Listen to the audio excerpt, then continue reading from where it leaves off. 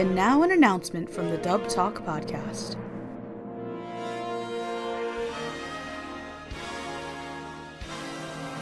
Greetings, ladies and gentlemen. It is I, Megan, coming to you live from the Dub Talk studios.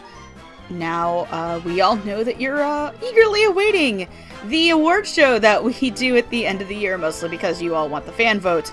But don't worry, coming next Wednesday, January 30th, the annual Dubbie Awards will be hitting the internet airwaves if YouTube hasn't turned into a flaming pit of enhanced madness, and you'll finally get to know the answer to that coveted fan vote award and our own picks.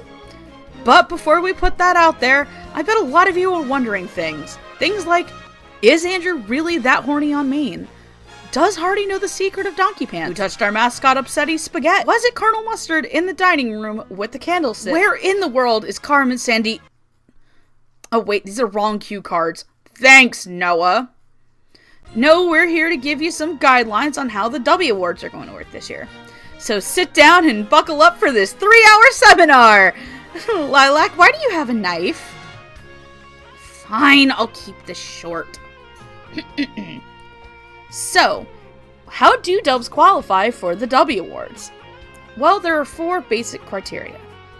Number 1, the dub must have been released via home video, an in-theater showing, television broadcast, or online simulcast via legal streaming services in North America between December 1st, 2017 and November 30th, 2018.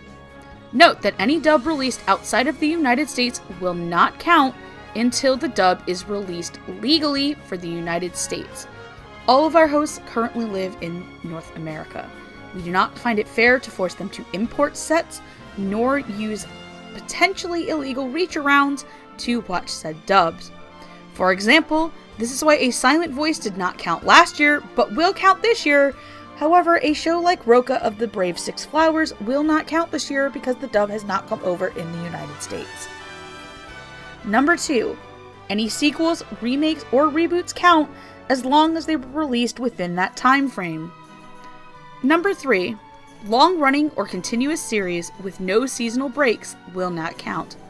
Though we understand that performances for newer characters may occur in series like Hunter x Hunter and Black Clover, these shows have already had their consideration years and have been potentially awarded. However, if the show is split into different seasonal cores, such as My Hero Academia or JoJo's Bizarre Adventures, Stardust Crusaders, Battle in Egypt, and the dubs premiered within those release periods, they are allowed to be given awards. And finally, rule number 4. All hosts are free to make their own choices, and each individual participant award reflect their own choices and not the podcast as the whole. With those rules out of the way, here are the following categories you can look forward to this year, with a few additions and a change. This year's categories are Underrated Performance, Voice Actor to Watch, the Golden Ham Award, Best Actress in a Comedy, Best Actor in a Comedy, the Voice Acting Black Magic Award, Best Actress in a Drama, Best Actor in a Drama, Best Ensemble, our newest category, Best Sound Mixing, Best Writing, Best Director, and finally, Best Dub of the Year. That's right, we'll no longer be splitting up simulcast dubs and home video releases. They will now be considered in the same vein. Wow, that was a lot of information.